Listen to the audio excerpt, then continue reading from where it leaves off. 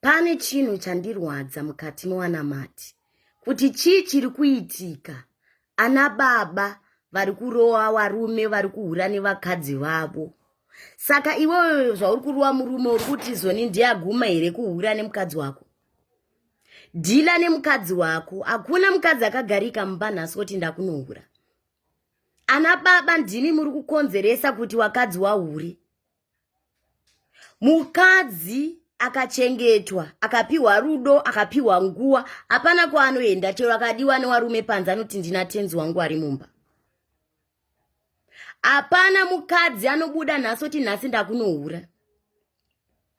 Iwewe 1 o'clock 2 o'clock uri paWhatsApp uri kuti mukadzi ari kutaura nani?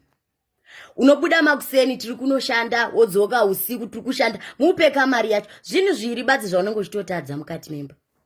It's either mukadzi hausi kumupa mari. Mukadzi anopiwa mari inonzi wife allowance pamwedzi opo mukadzi wako. Mukadzi anopiwa rudo. Mukadzi apiwi 10 seconds ba.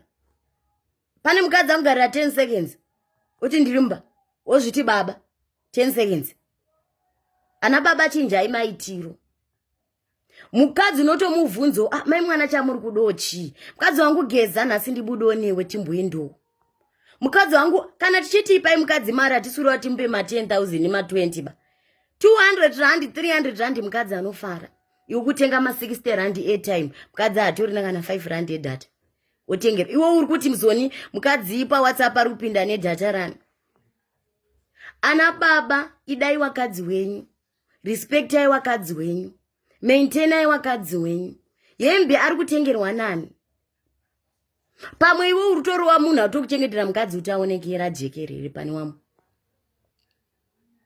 Ungaro here masangano ese pamwe iwe uri kutokubetsera kurowa munhu uyu vakatokupazira mukadzi.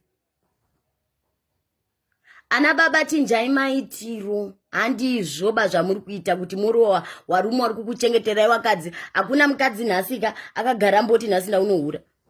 Iwe ndiwe unenge wazvikonzeresa kuti mukadzi ahure. Chii chaita kuti musoro uteme? Ana baba ndanzwa urombo kuwanamati. Aiwa ndarwadziwa.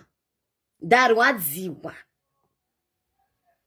Hakuna mukadzi, izvo ndataura ndikataura, anobuda nhasi kuti nhasi ndakunohura. Pane chakonzeresa. Chinjai maitiro ana baba.